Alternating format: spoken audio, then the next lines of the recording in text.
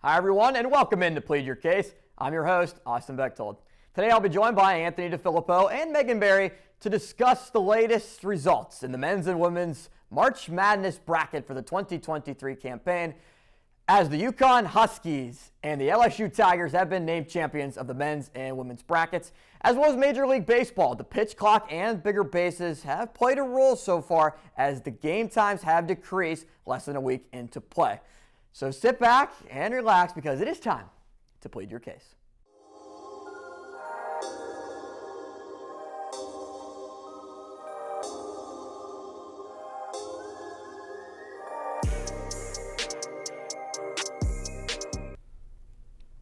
The UConn Huskies are men's basketball national champions with a 76-59 victory against San Diego State.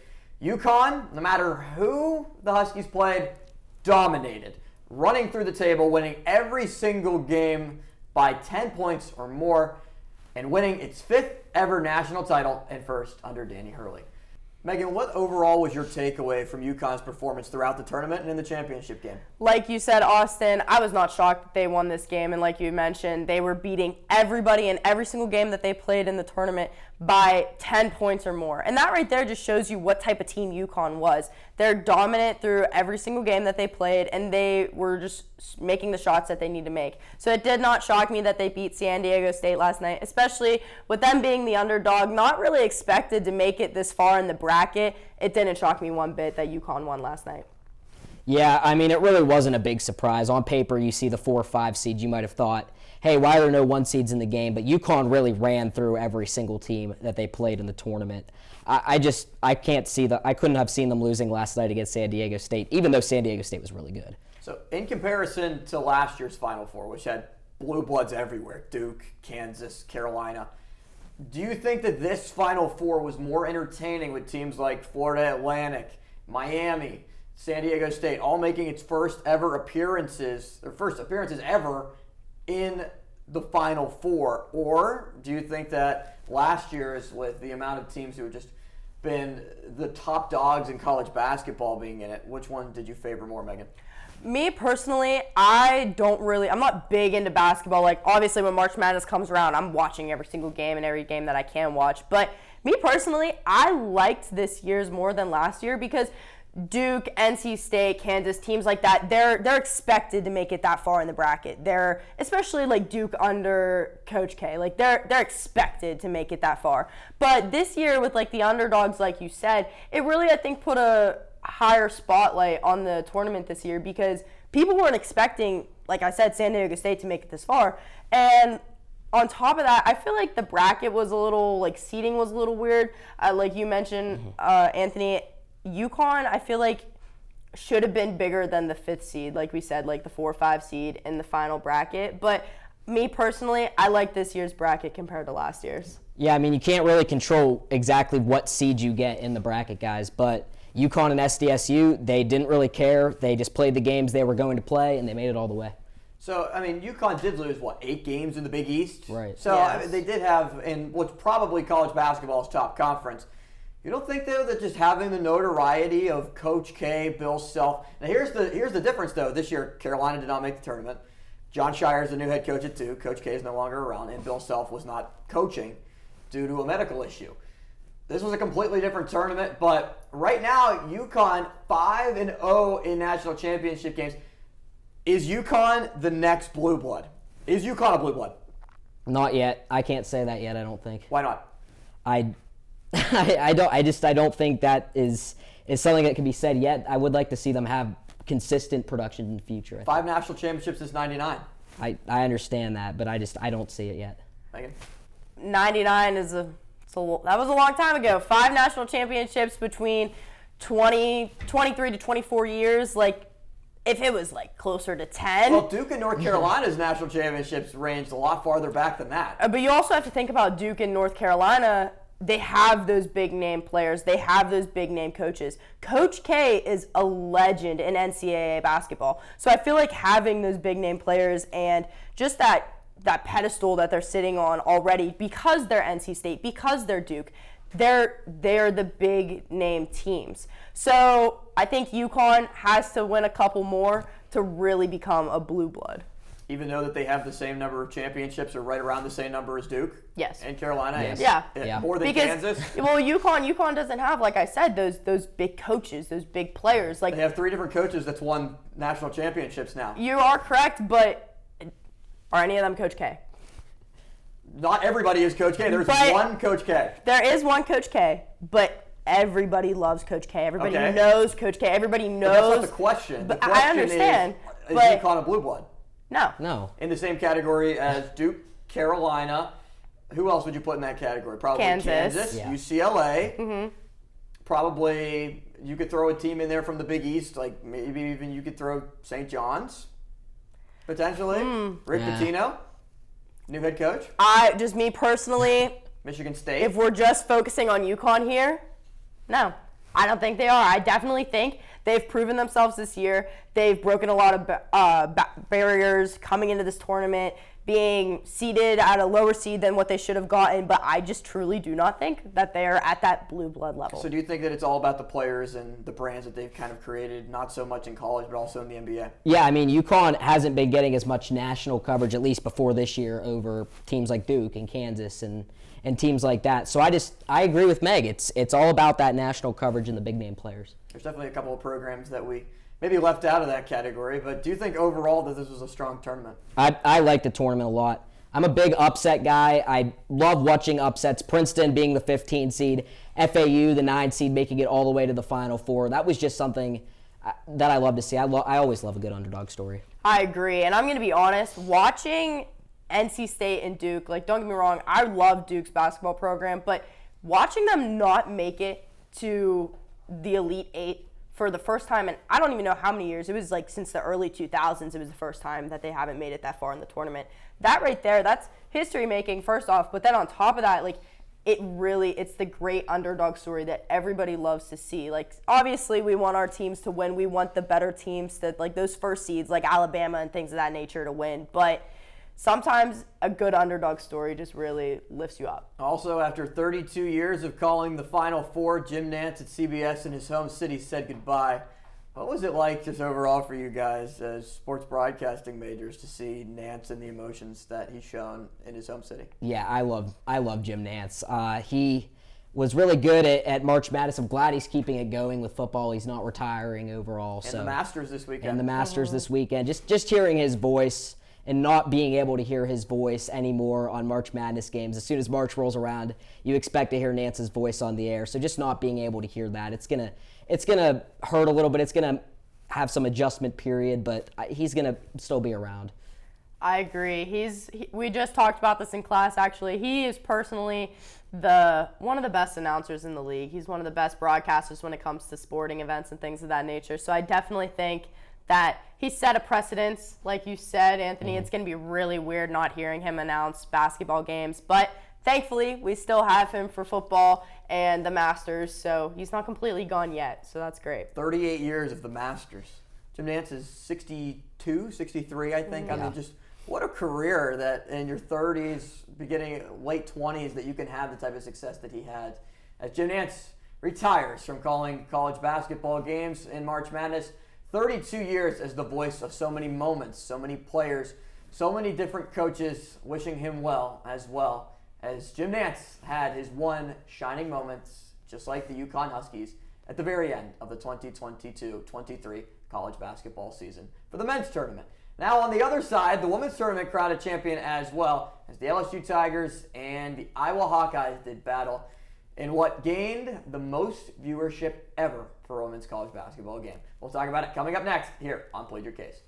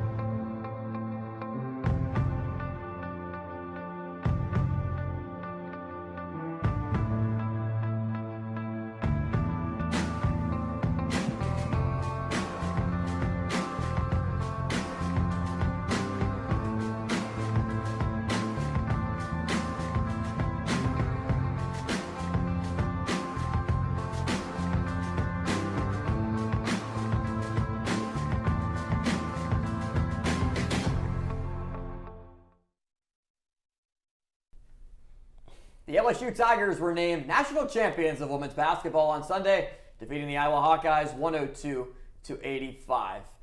LSU with a strong performance overall and being able to hold Caitlin Clark of Iowa in check somewhat. Still 30 points, Megan, for Clark. Not the 41 points that she's been accustomed to, at least the dominant performance that she had against South Carolina.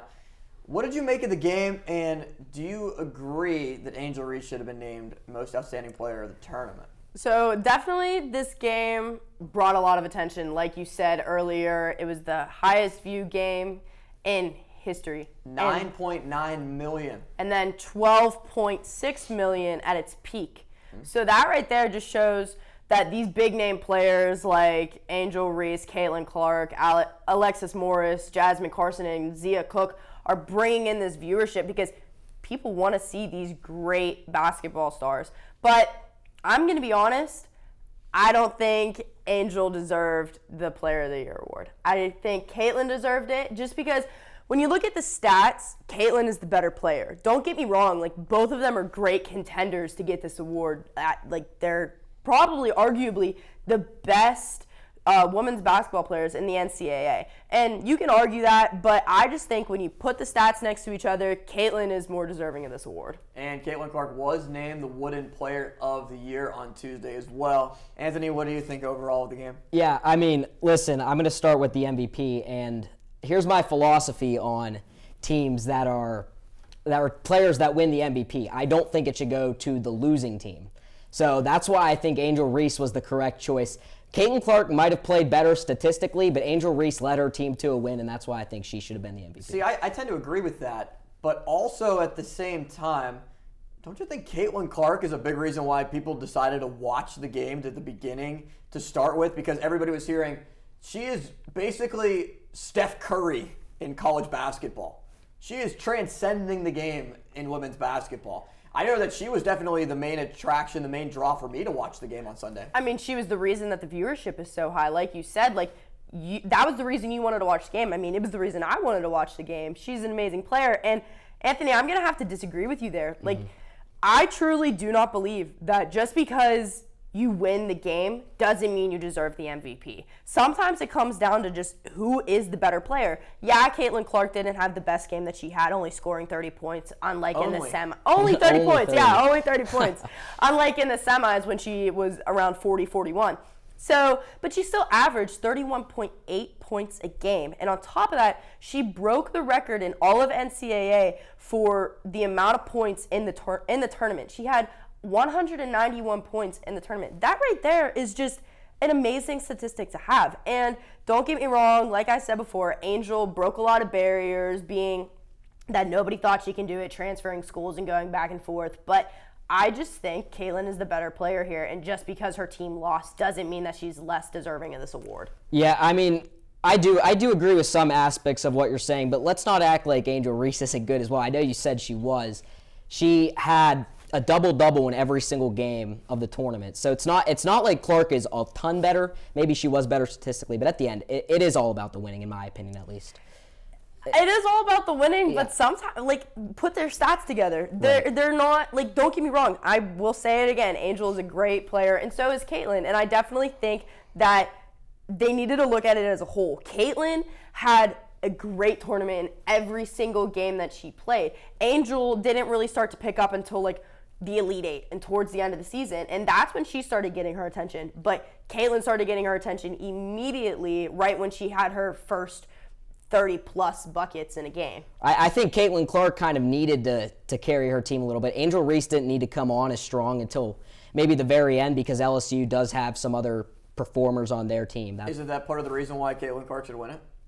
Because she's the MVP. She carried the team. So don't you think because she carried the team to not a victory, but brought them all the way to that point to the national championship game, that she's more deserving of it? Listen, I think she should have won the most valuable player for the season, and she did, so I'm glad she did. But if you're talking about this tournament and you're talking about who won the tournament, that was LSU, and that was Angel Reese. See, for all sports, when it comes to the MVP, I truly do not believe that just because you won the game doesn't mean that you're the best player in the league. Especially because the award in general is all about the tournament as a whole, not just the one specific game. So it's not like the Super Bowl MVP.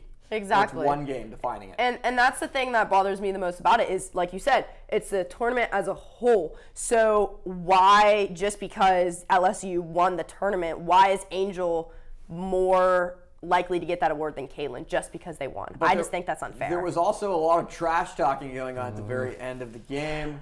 Angel Reese doing the John Cena, "you can't see me" to Caitlin Clark, after Clark did the same thing in the South Carolina game. And Reese also took it a couple of steps further in post-game press conferences.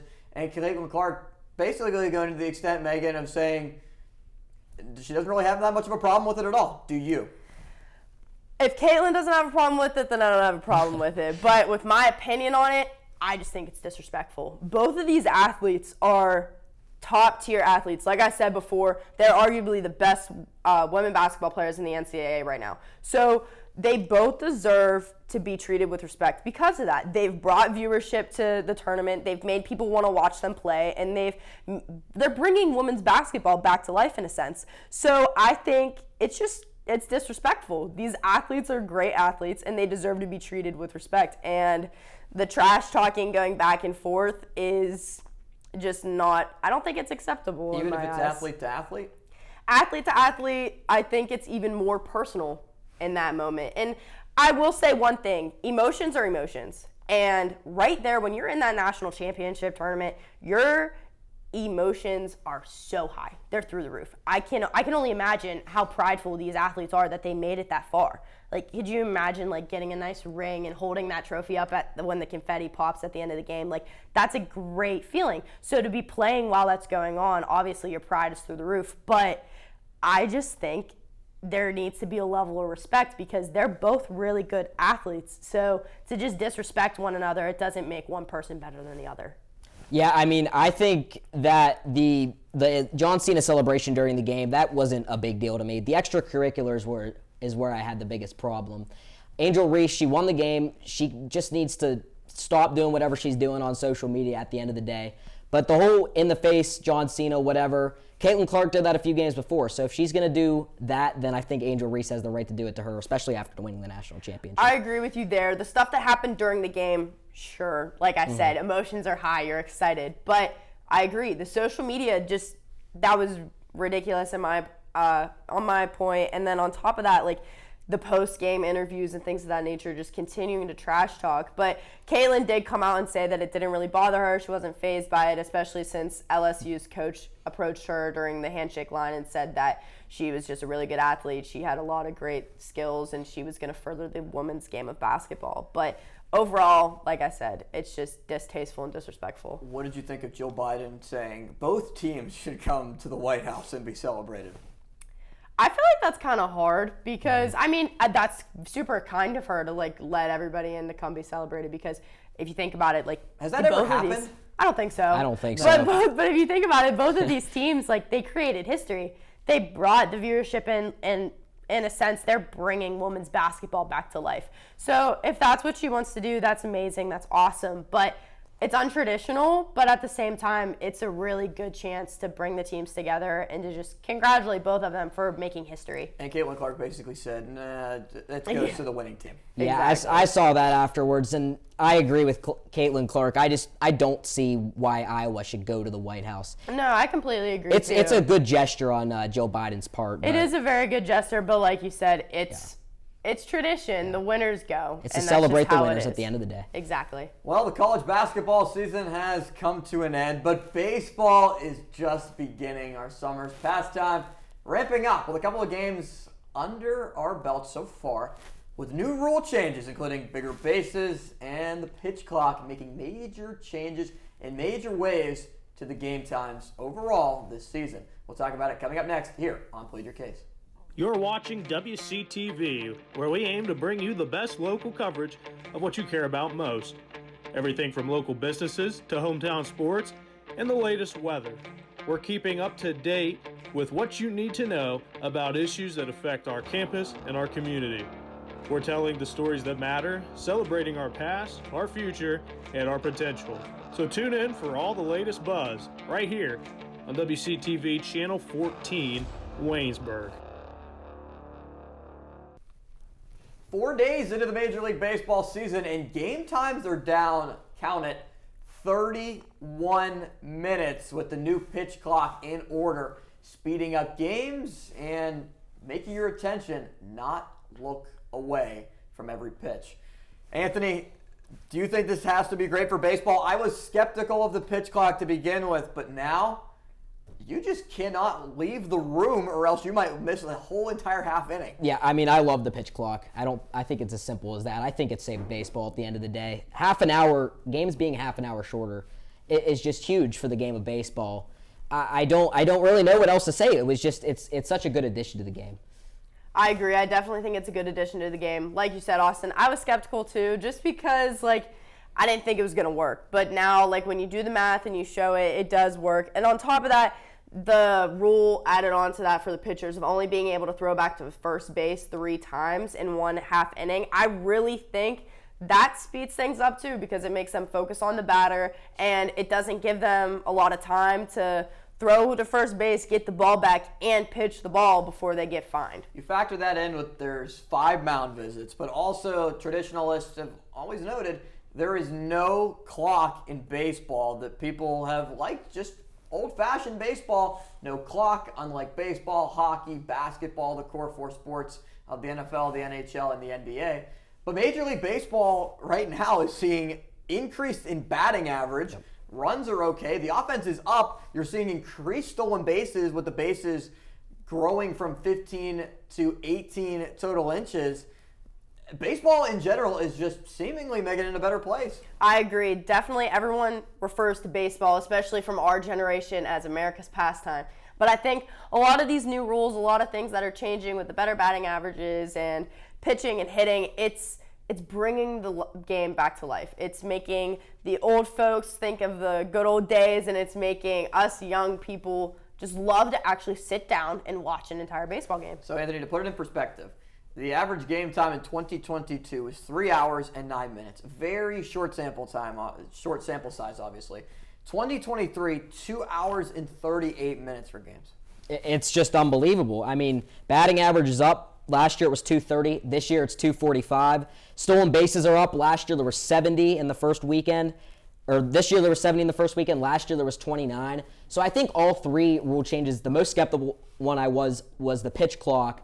And the ban of the shift, I was skeptical a little bit, but I don't think that's too big of a deal either. Banning the shift, pretty much, you can still move your infielders right around, but you have to have 2 infielders on either side of the second base bag. It's just making the sport overall, I wouldn't say maybe a little bit more competitive. That's a lot more yet to be determined, but it's speeding everything up. The pitch clock is making baseball fun for people to watch that maybe don't have the same type of entertainment value for baseball compared to hockey, which is fast-paced, basketball, which can be fast-paced depending on what portion of the game it is in. Baseball now is getting just a little bit more consistency with how the flow of the game is going. There's obviously going to be walks, pitching changes that slow some things down, but instead of seeing your 3.5-hour baseball game, those are turning into 3-hour games, and your typical 3-hour games are turning into 2.5-hour games, which is, for the sport, some people are complaining that if you buy a ticket, though, Anthony, yeah, which I'm sure the home opener for the Pirates I'll be there. is coming up. I'll be there as well. You kind of want to see a 3-hour baseball game instead of 2.5, depending on what you're spending and where you're sitting, right? It really depends what you're spending and where you're sitting, and you know the rules going into the game. I don't see a huge big deal out of that. If I see a 2.5-hour game and it's a good, exciting baseball game and there's lots of action, I don't really care about the exact time of the game. I just want to know whether or not I actually enjoy the game. Megan, I think that's just the only drawback. If you're going to the game, you want to be able to spend as much time at the ballpark as possible. That's not to a reasonable extent of 3.5 hours, right? See, I get that. I definitely get that. You're going to want to enjoy the ballpark. You're going to want to be there. But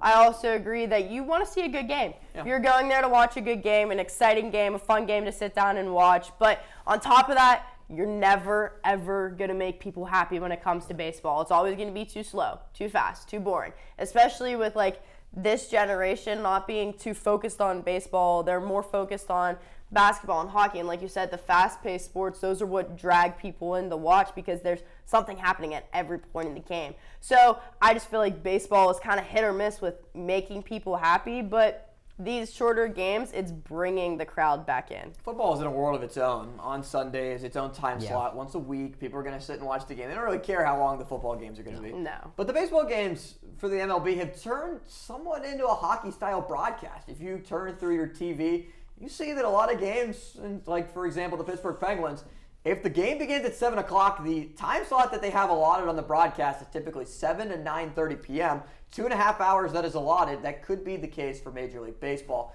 As we turn our attention to the Pittsburgh Pirates, 2-2 through 4 total games, winning against the Boston Red Sox by 1 run on Monday. Anthony, what is your win prediction for the Pirates in 2023 after back-to-back 100-loss seasons? Yeah, I mean, I'm not as optimistic as to say the Pirates are going to the playoffs or they're going to even hit 500. But I think 75 wins is a good benchmark for them this season as they look to go through their rebuild. So 75 wins is my prediction. See, I'm a Pittsburgh fan. I'm always going to root for the home team until they have a couple losing series in a row. But anyway, I definitely think 78 is a good number for them this year. I think that'll be a really good start, like you said, as they're rebuilding the program.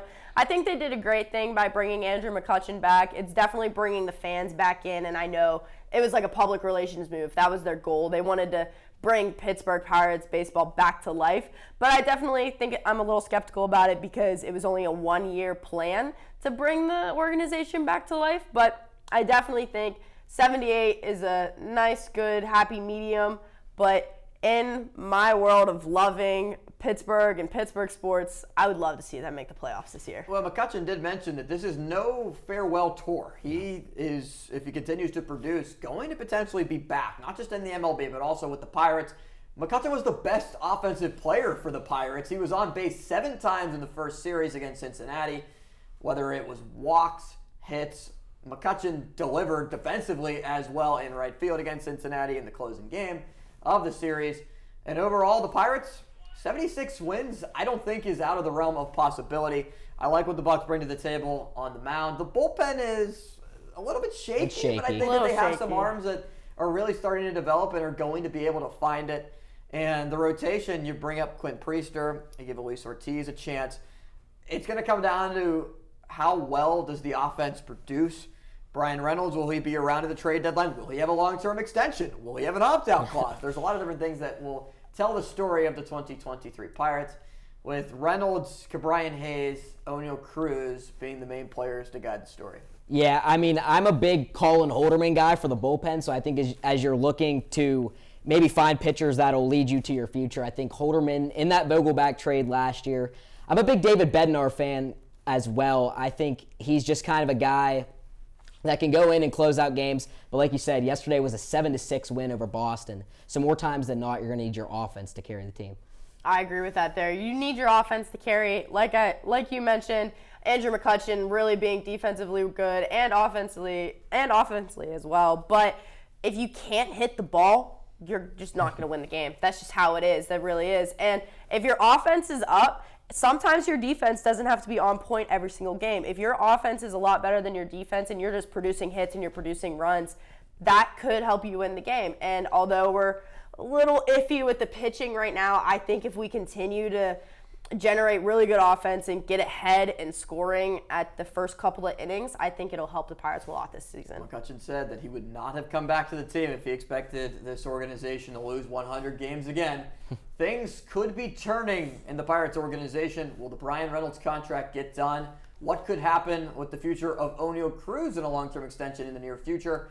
Lots of question marks for the Pirates to answer, but 76 wins could be in the realm of possibility as the Bucs look to turn the corner with multiple prospects, including Nick Gonzalez, Quinn Priester, Andy Rodriguez, and much more on its way from the minor leagues. That does it for everyone here on Plead Your Case. For Megan Berry, Anthony DiFilippo, and our producer, Logan Lepiscopo, I'm Austin Bechtold saying so long and have a great night, Waynesburg.